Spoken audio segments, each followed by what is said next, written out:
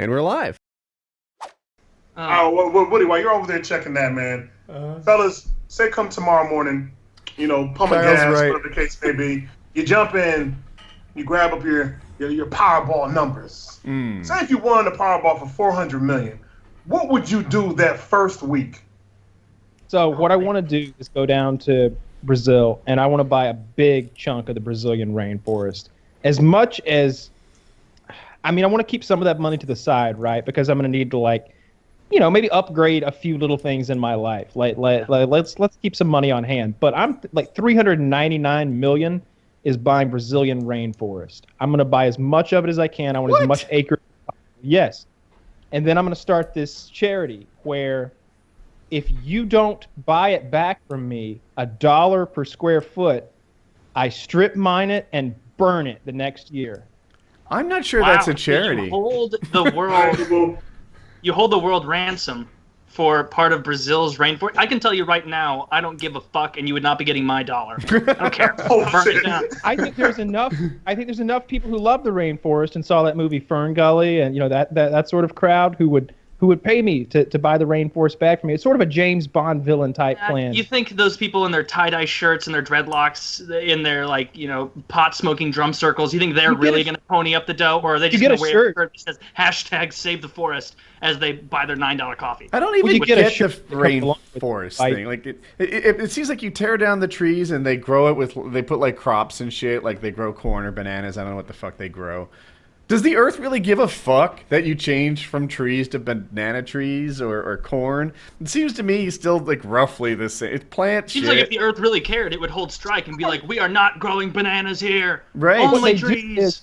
They cut the trees down and then they make fields and then they put grazing animals on there, so it's doubly effective. Now they're farting and shitting and making methane. So now you took something that used to take carbon dioxide and turn it into oxygen for the world, like the biggest oxygen producing little engine that the planet has, really, and you took some of that away and made a methane generation plant there instead. I am of two minds on this. Very long internet videos of you in the ISIS garb with a bad camera pointed at you as you stand next to a tree and then saw it in half for 3 hours until it falls down. On one hand, I absolutely don't give a fuck about your rainforest. As a matter of fact, send me some purple heart. It's my favorite endangered tree, and I like to make shop jigs out of it. Right? So that's one hand. On the other, I'm really upset that September was as hot as it was. So whatever methane production you're doing seems to have impacted my paramotoring and make me sweat. So stop it. If I had 400 mil, first week, I'm not telling, I'm contacting the best attorneys I can possibly find, and I'm not telling anyone. I don't tell my parents, my brother, my girlfriend,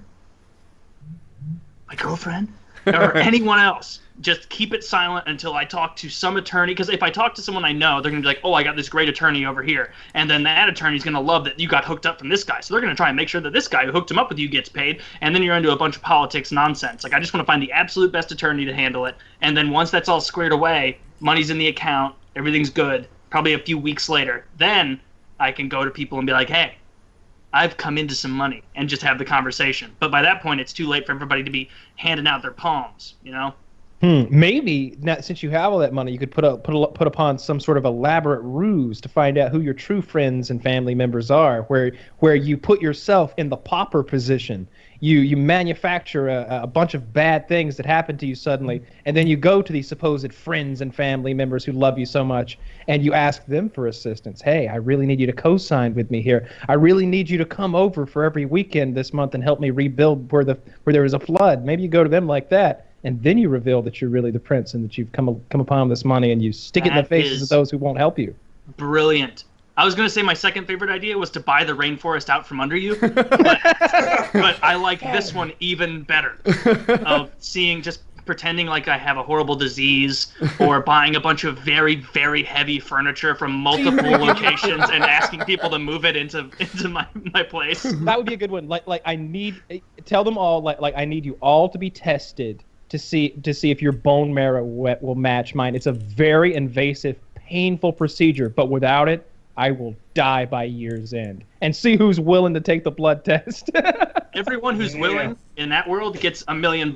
Right. As soon as they find out, it's like, hey, guess what? And I don't even give it an account. I have a big suitcase. No, not a suitcase. Like I buy them a car full of ones. No, I've got it better. The doctor comes in to take the blood, but it's not a doctor. It's a big-titted nurse with money strapped all over her body, and she strips naked, and the only thing that's covered is the parts that you don't really want to see, and they're covered with money. Which parts of a big-titted nurse don't I want to see? Her her top stomach of her head. and I want the money around her stomach and maybe a money crown. Like I don't know how she's gonna cover her that. face with the dumbass money. If it's covered with money, I want her totally covered up, like a burqa style of just cash.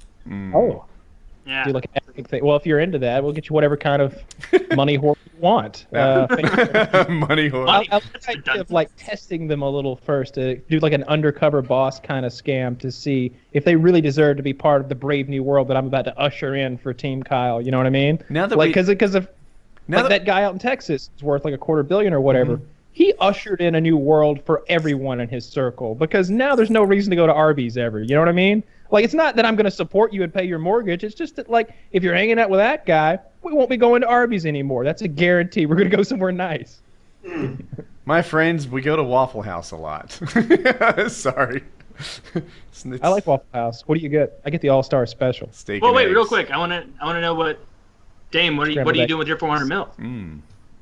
Wow, dude. The actual first week with the 400 mil, that definitely would be spent. I would have about 3 different lawyers, and that's just me going through consultation for like a full day of consultation.